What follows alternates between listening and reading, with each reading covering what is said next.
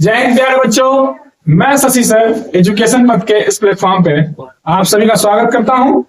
तो चलिए आज हम डिस्कस जो करने वाले हैं वो हमारी नई सीरीज है और इस सीरीज में हम आज संस्कृत लेखन यानी संस्कृत में लेख कैसे लिखते हैं या संस्कृत में किन किन लेखों पर हमें ज्यादा ध्यान देना है ताकि 10वीं की परीक्षा में हम उन लेखों को आसानी से पूरा कर सकें। तो ये जो लेख है आज हम जो डिस्कस करेंगे वो है गंगा नदी। ठीक है, तो इसके लिए आपको एग्जाम में 8 नंबर मिलते हैं।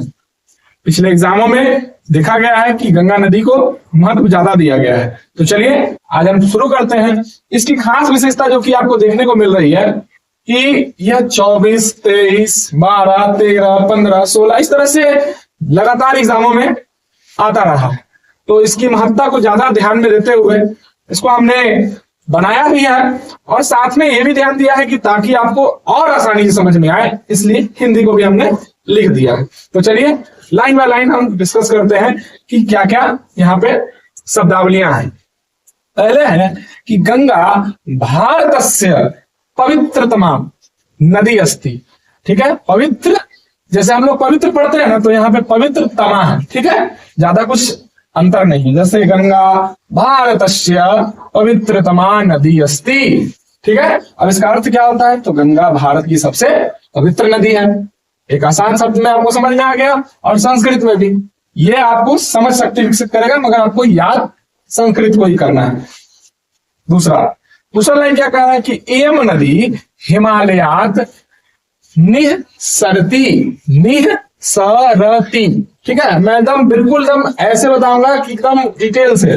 निःसरति मतलब क्या हुआ कि यह नदी हिमालय से बहती है, यानी निःसरति का मतलब क्या हो गया? बहती है। ठीक है, तीसरा लाइन क्या है कि गंगाया जलेन नरा पाप मुक्ता पवित्रम भवंती, यानी गंगा का जल मनुष्य को पाप से मुक्त, पाप मुक्ता मतलब पाप से मुक्त, और पवित्रमा यानी पवित्र बनाता है, भवती मतलब बनाता है।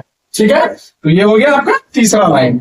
आगे देखते हैं इसमें जो चौथा लाइन है वो क्या है कि गंगा नदिया